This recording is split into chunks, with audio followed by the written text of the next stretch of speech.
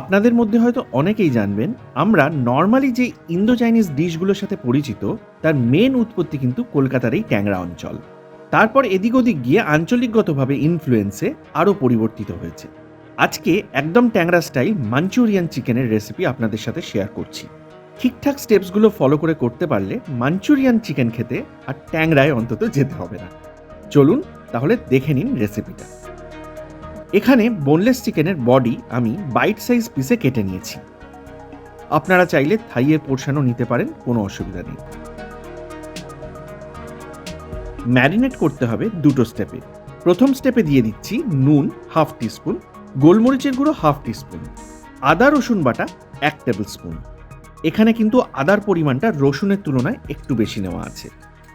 আর নিয়ে নিচ্ছি oyster sauce 1 teaspoon. এটা কিন্তু মাস্ট, মিস করলে চলবে না। আর একটা গোটা ডিম, ব্যাস। ভালো করে এবার সব কিছুর সঙ্গে পিসগুলো কোট করে নিচ্ছি।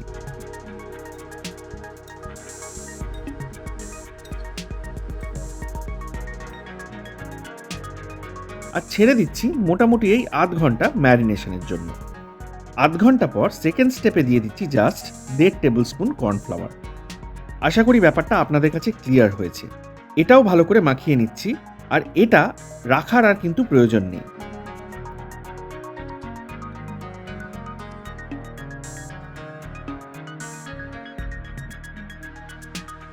এবার ফটাফট আমাদের ভেজে নিতে হবে। পর্যাপ্ত তেল নিতে হবে যাতে মোটামুটি ডুবো তেলে ভাজা যায়। তেল ঠিকমতো গরম হয়েছে কিনা দেখার জন্য একটা ব্যাম্বু স্কিউয়ার কড়াইয়ের নিচের সারফেসে ঠেকাবেন।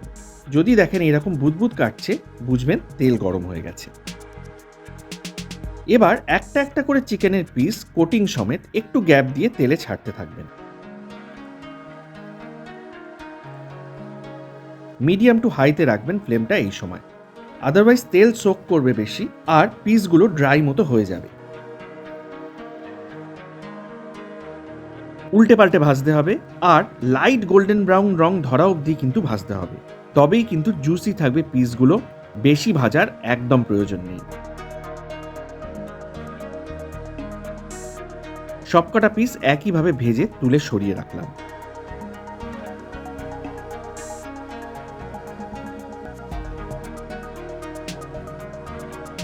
এবার একটা কর্নফ্লাওয়ারের স্লারি আমি বানিয়ে রাখছি আগে থেকে। 1.5 টিস্পুন ভর্তি কর্নফ্লাওয়ার আর সামান্য জল দিয়ে।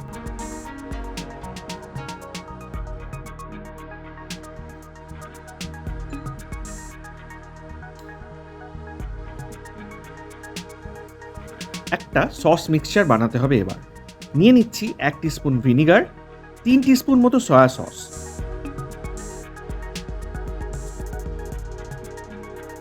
রেড চিলি সস নিয়ে নিচ্ছি 1 টিস্পুন, টমেটো কেচাপ 1 টিস্পুন, আর অয়েস্টার সস 1 টিস্পুন। এবার সামান্য জল দিয়ে এটার একটা মিক্সচার মতো বানিয়ে সরিয়ে রাখছি।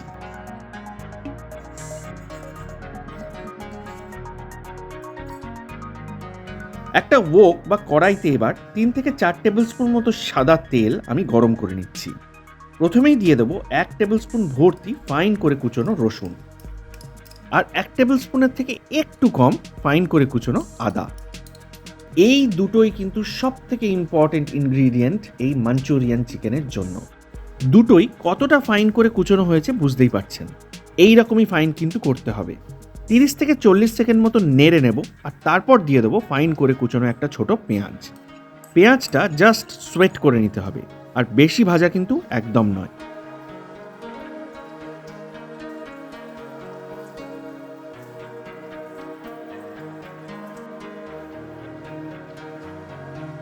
স্প্রিং অনিয়নের গোড়ার দিকের সাদা অংশ রিং রিং করে কুচিয়ে নিয়েছি, সেটা দিয়ে দিচ্ছি। এবার দেখুন 30 সেকেন্ড মতো নেড়ে এবার সস মিক্সচারটা দিয়ে দেওয়া।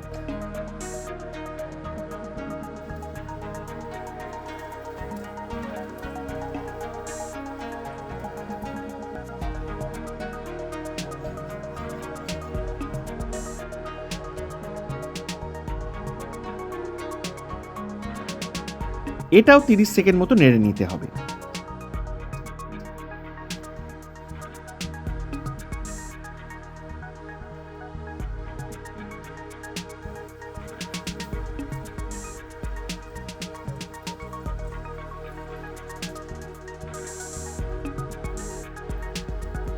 আর তারপর আমি দিয়ে দেবো 2 থেকে 3টে ফাইন করে কুচোনো কাঁচা লঙ্কা।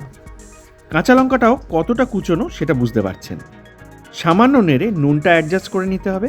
আর তার সাথে দিয়ে দিচ্ছি 1/4 টিস্পুন মতো গোলমরিচের গুঁড়ো আর 1/2 টিস্পুন মতো আজিনোমোটো। রেস্টুরেন্টের মতো স্বাদ পেতে গেলে কিন্তু এটা দিতেই হবে, তবে ডিসিশন সম্পূর্ণ আপনাদের। অল্প জল দিয়ে দিলাম আর তারপর দিয়ে দিচ্ছি ভেজে রাখা চিকেনের পিসগুলো।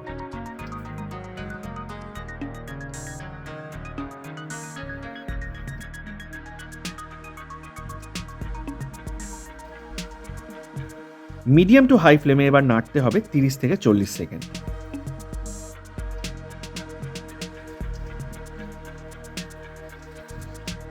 আর তারপর মিশিয়ে দিতে হবে কর্নফ্লাওয়ারের স্লারিটা।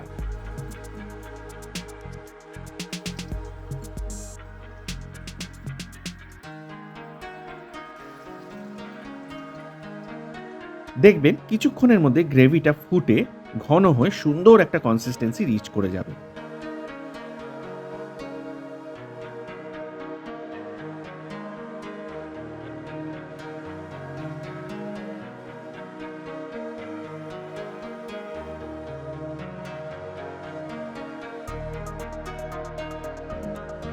শেষে বেশ কিছুটা কুচনো ধনেপাতা আর কুচনো স্প্রিং অনিয়নের সবুজ পোর্শনটা দিয়ে মিশিয়ে মিনিট খানেক মতো ফুটিয়ে নিলেই একদম ট্যাংরা স্টাইল মাঞ্চুরিয়ান চিকেন আমাদের রেডি।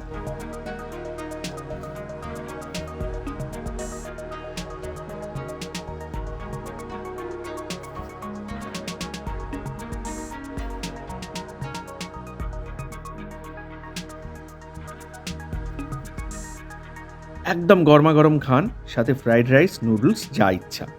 একবার অন্তত এই প্রসেসে ট্রাই করে দেখুন আর তারপর শেয়ার করবেন আপনাদের মতামত কমেন্ট সেকশনে। এর সঙ্গে খাওয়ার জন্য দারুণ দারুণ নুডলস আর ফ্রাইড রাইসের রেসিপি অলরেডি চ্যানেলে ছাড়া আছে, চেক করে নিতে পারেন। আর স্পেসিফিক্যালি চাইনিজ রেসিপিতে যদি ইন্টারেস্ট থাকে, প্লে লিস্টে চাইনিজ সেকশনটা অবশ্যই একবার চেক করে নেবেন। আচ্ছা, একটা রিকোয়েস্ট কিন্তু থাকবে, রেসিপিটা ভালো লাগলে একটা লাইক কিন্তু আমি এক্সপেক্ট করবই। আর আপনার চেনা রান্নায় ইন্টারেস্ট আছে অন্তত একজনের সাথে শেয়ার করার অনুরোধ রইল। আজ এই পর্যন্তই। নেক্সট আবার আসছি নতুন দারুণ আর একটা কোনো রেসিপির সাথে।